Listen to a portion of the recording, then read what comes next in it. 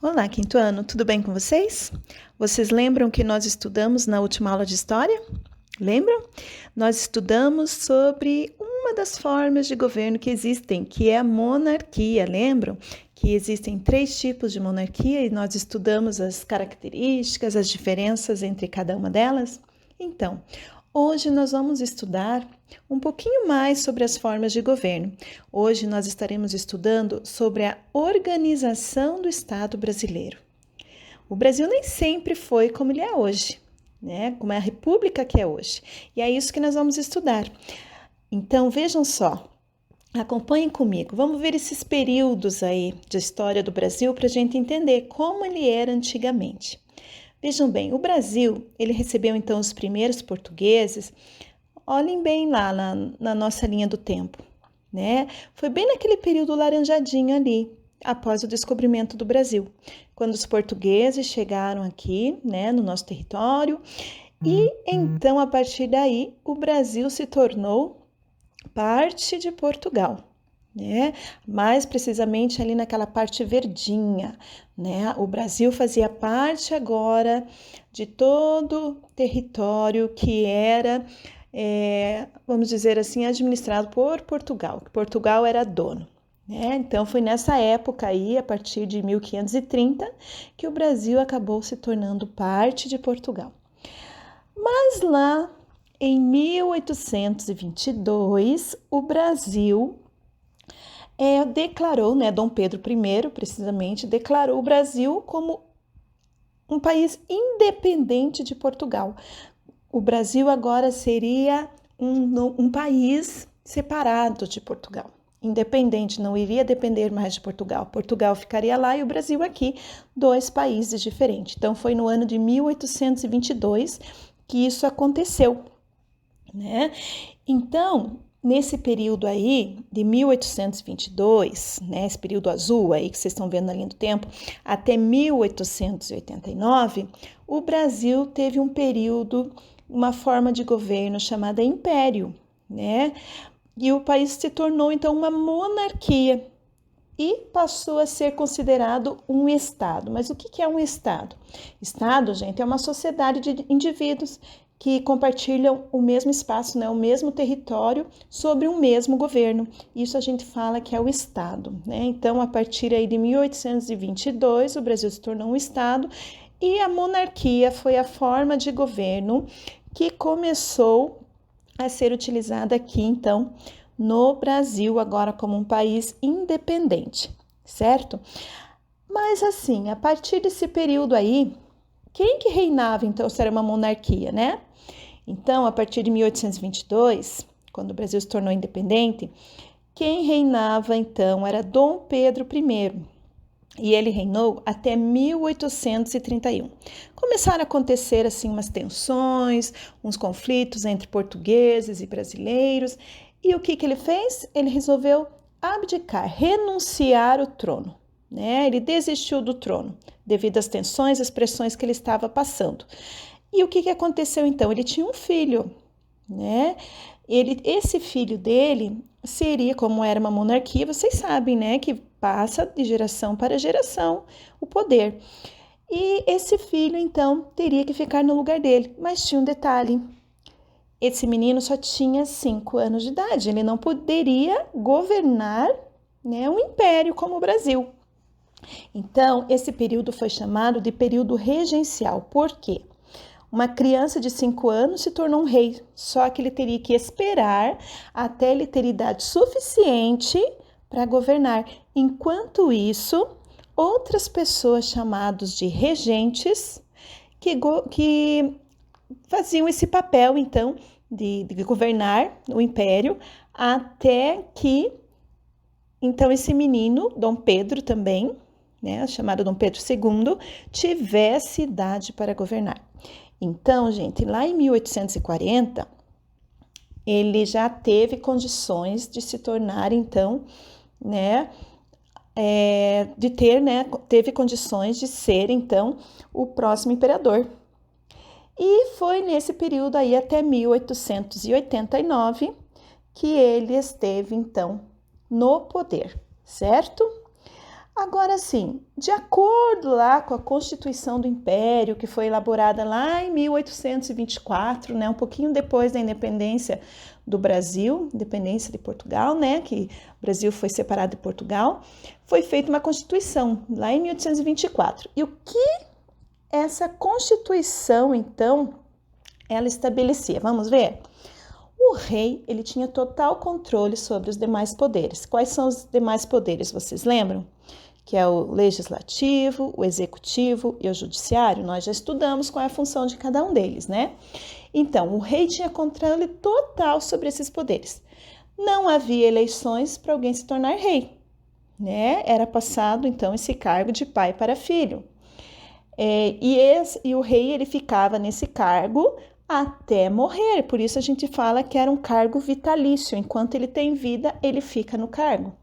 E a palavra do rei era a que prevalecia como decisão final, né? Se o rei falasse não, vai ser assim, todo mundo tinha que acatar a ordem do rei. A decisão final, então, era dele. Mas vamos ver como que funcionava, né? Como que era organizado esse governo? Muito bem, o poder moderador, então, que está lá no topo, né? Que seria, então, o imperador, mais o Conselho de Estado, algumas pessoas que faziam parte do Conselho, era então a parte da hierarquia, né, de todo esse poder a mais alta. Depois vinha o poder legislativo, que era dividido em dois, assim como é dividido hoje também, né? A Câmara dos Deputados e também o Senado. Depois vinha o poder executivo, onde o imperador, junto com os ministros lá, o ministério, os presidentes da província, os conselhos das províncias e as câmaras municipais também faziam parte. E depois o poder judiciário, né, que tinha também o Supremo Tribunal de Justiça, que fazia parte, né? Vejam bem ali. E quem que podia votar? Os deputados e senadores, gente, eles eram escolhidos pela população. Só que nessa época nem todos os brasileiros podiam votar ou ser eleitos para um cargo político. Para poder votar, né, em deputados e senadores, olha só, o eleitor deveria comprovar uma renda anual, ele tinha que ganhar por ano, no mínimo, 200 mil reais. Então, para a pessoa poder votar, né, nos deputados e nos senadores, porque era só nos deputados e senadores que eles podiam votar, tinha que ter essa renda anual. Gente, isso aí é muito dinheiro. As pessoas dessa época que tinham dinheiro assim, não eram muitas, não, era muito difícil. Eram pessoas muito ricas, né, para ter essa quantia aí por ano. Normalmente, gente, eram pessoas assim bem-sucedidas, né, comerciantes bem-sucedidos, ou pessoas que tinham grandes propriedades, né, grandes espaços de terra, que conseguiam somar todo esse dinheiro aí. Não era para qualquer um, não. Então, não era qualquer pessoa como é hoje, né, você tendo a idade, você pode votar. Não, naquela época, não. Não era assim. E veja bem, e quem que podia ser eleito então? Quem que podia ser um político? Bom, para alguém se candidatar e ser eleito, né, como deputado ou senador, também tinha que ter uma renda anual. Só que essa renda tinha que ser maior, 400 mil réis. Tinha que ser uma pessoa que ganhasse mais ainda. Então, somente ricos, milionários poderiam ou votar ou, né, ser um político lá, um senador ou um deputado. Quando a gente fala assim, no voto baseado na renda, né, de ser votado baseado no que ganha, ou ser um político, né, eleito baseado no que ganha, a gente dá um nome, a gente chama isso de voto censitário, tá? Ali como eu pus para vocês, ó, voto censitário, quando está baseado na sua situação financeira, quanto você tem de renda, né, se você tem uma renda mínima para votar, isso é chamado de voto censitário. Certo? Vejam bem, vou fazer duas perguntinhas para vocês.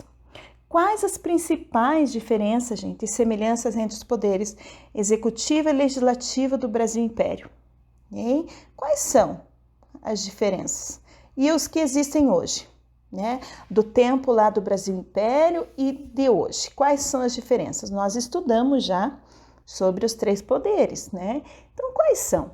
Vejam bem, a principal diferença é que no Brasil Império havia o poder moderador, né? Como a gente viu lá no esqueminha. que era exercido pelo imperador de forma absoluta, e ele que governava sobre os demais poderes, né? Era o poder moderador, era o poder que tinha a última palavra nas decisões do governo, né? Mas já existiam os três poderes, né? O executivo, o legislativo e o judiciário. O legislativo já era dividido em duas câmaras, né? Que era a dos deputados e a dos senadores, né? Essas são as semelhanças, né? A diferença é que o poder moderador, né? A última palavra é do imperador, né? E as semelhanças é que já existiam esses três poderes, né? E que o poder legislativo já era dividido em dois, como é hoje também. Tá, e você concorda com essa existência desse voto censitário, né? De a pessoa só poder votar se ela tiver essa quantia mínima aí de renda? Quais são as consequências, gente, desse tipo de voto para a população? Que consequências tem? Gente, permitir que apenas os cidadãos mais ricos elejam governantes é uma maneira de a gente promover a desigualdade política, de reforçar as diferenças entre as pessoas, né, as diferenças econômicas entre os diferentes grupos também da população.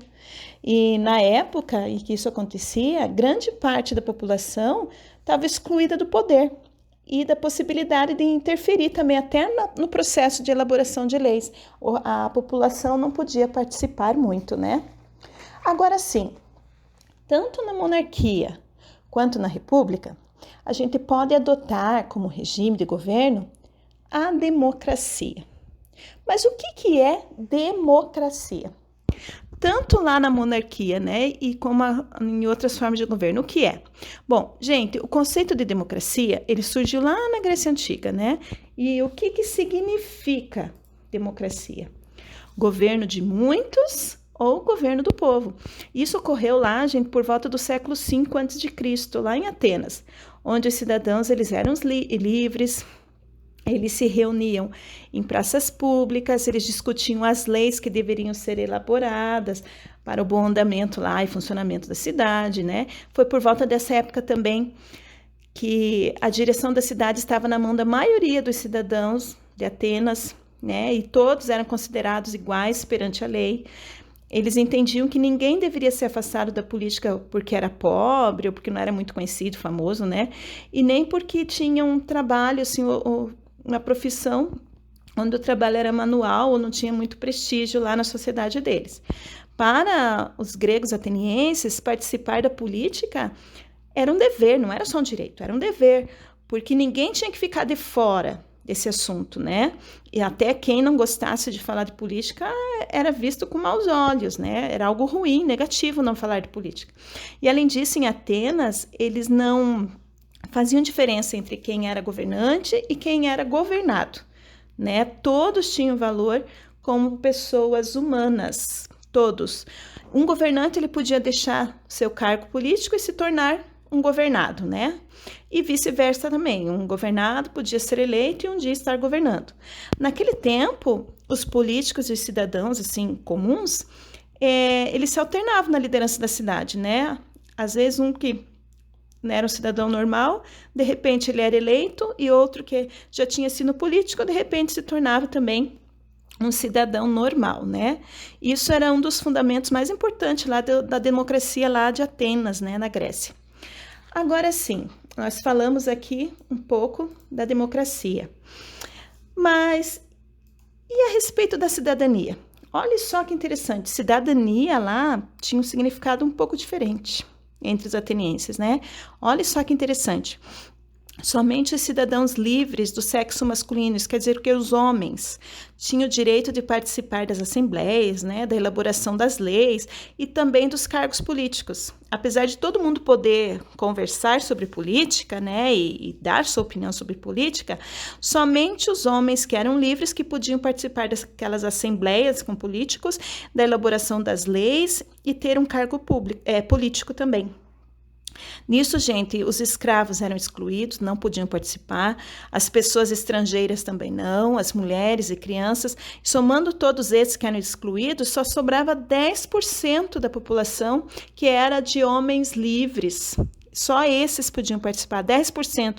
Se nós formos ver, é uma pequena parte da população só que tinha esses direitos políticos, né? 10%, né? Pouco, né? 1/10 da população. Como a gente vem estudando na matemática, vou aproveitar para falar.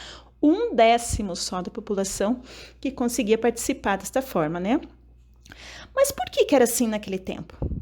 Bom, a cultura e a mentalidade lá daqueles povos, né? Dessas antigas civilizações, mesmo que eles tenham tido experiência com democracia, como lá na cidade de Atenas, eles se baseavam em 2 princípios. Primeiro, das mulheres. As mulheres, elas não eram consideradas pessoas ativas na política e pessoas públicas. Então, assim, a maioria delas apenas cuidava do marido, dos seus filhos, do trabalho que elas tinham em casa, no lar, né? Elas faziam isso. E, em segundo lugar, os escravos. Eles não eram considerados, na cultura deles, naquela época, cidadãos capazes de ajudar o governo. Eles eram considerados assim como instrumentos de trabalho e propriedade dos seus donos. Assim que eles eram considerados, né? Então, de acordo com a cultura que havia na época, era dessa forma que eles agiam.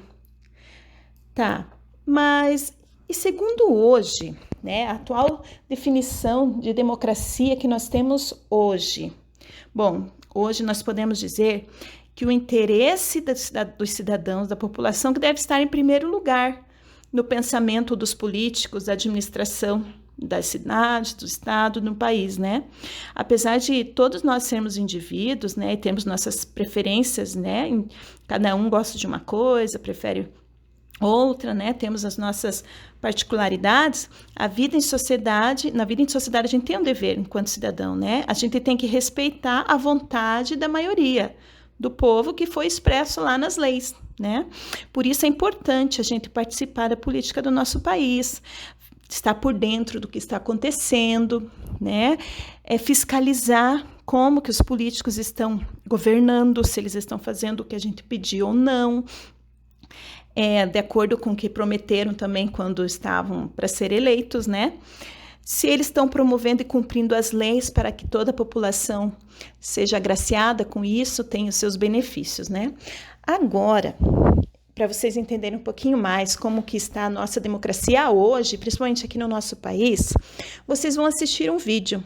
Esse vídeo, ele foi feito pela Câmara de Deputados do nosso país, tá? Então, ele vai explicar direitinho para vocês como que funciona a democracia no Brasil, tá? E depois que vocês terminarem esse vídeo, vocês podem daí fazer as atividades da apostila da página 87, tá certo? Até a próxima aula.